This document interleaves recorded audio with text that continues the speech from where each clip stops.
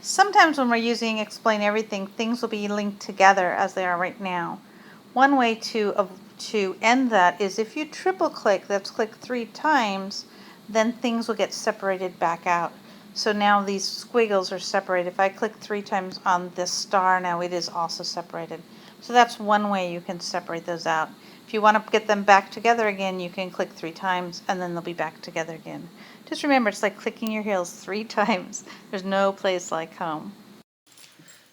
There are a lot of wonderful apps to use for digital storytelling, and there really isn't one answer to what's the best app.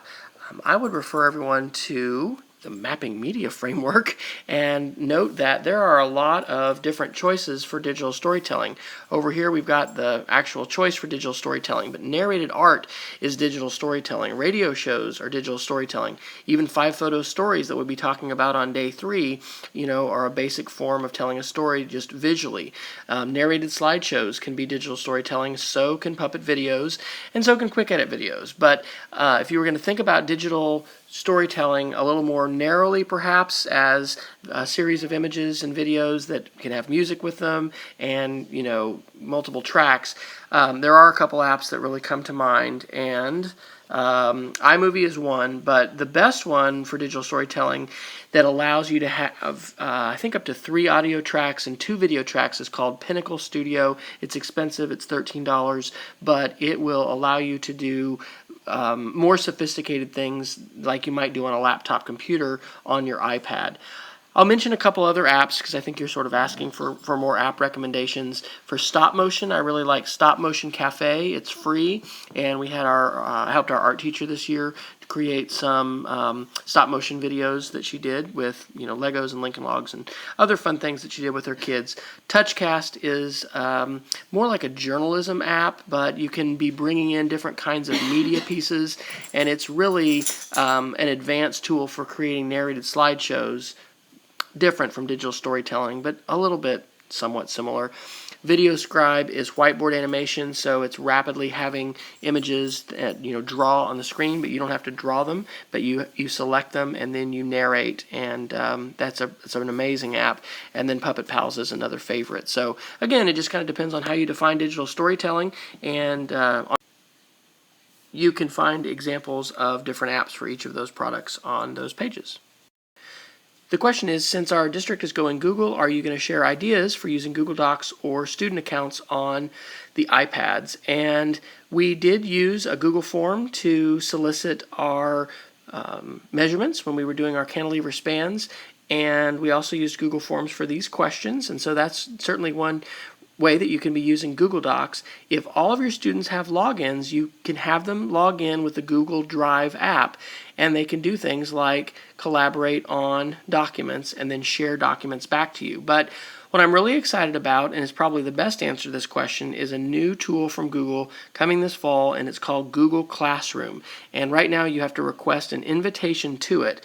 And I don't have the inside track on it, but what I expect it to be is basically a learning management system, a lot like universities use a Blackboard or Desire to Learn or WebCT or Moodle, those kinds of learning management systems where your students are all in there, and then you can do things like give them assignments, and they can submit assignments to you, and you can see who's turned things in and who hasn't.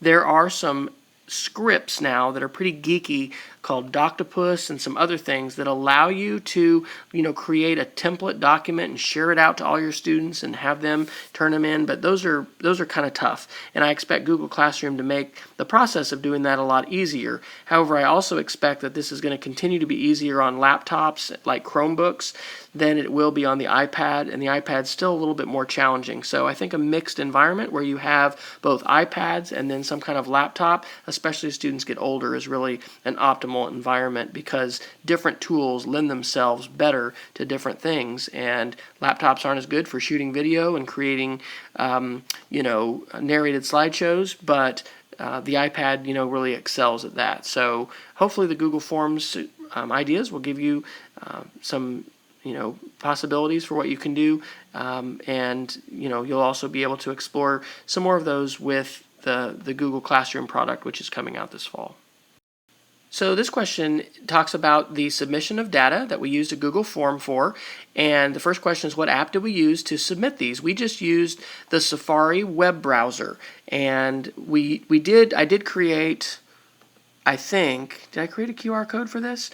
No, it was just a link. It was just a link on our homepage for the curriculum, and that allowed us to, submit these. So sharing the final data, yes, here's the final data. I created a graph. This is a scatter plot.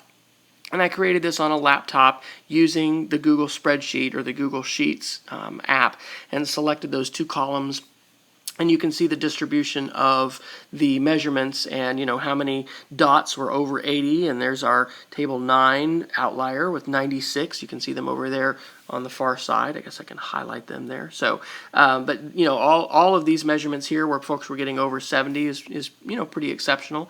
And so the data that we collected here is available in a tabular format, but we can also create graphs like this within Google spreadsheet. So it's a great opportunity to use that kind of a tool. And if we have time tomorrow also, I'll just really quickly show you an example of how you can compute the total and you can compute the average using some formulas. And anytime you're collecting data like that with students, it's a great opportunity to use a spreadsheet tool and show students, or even have students, manipulate data in that way to perform some calculations. Because the account you already set up was a student account, you will need to set up a different account as a teacher to have your kid blog. So you'll go to kidblog.org, and then you'll click where it says Teachers and set up your account. You'll use your email address to set that up. That's all. It's easy. Our last question tonight, coming in at 9:18, and yes, we do answer questions that come in after 8 o'clock sometimes. Is it possible to get captions for YouTube videos? And it depends, and I think that the person who publishes it actually has to choose to turn it on. So if it hasn't been enabled for videos, you can't go in and turn it on. But for your videos, if you just Google subtitles and captions YouTube, you'll find this help article, and you can go into your video manager in the upper right corner of the YouTube desktop screen, and then you'll choose subtitles and CC for closed captions, and then you can choose the language and choose to add them. And there are some ways that that transcription is trying to automate that process, but I'm pretty sure this is a manual process.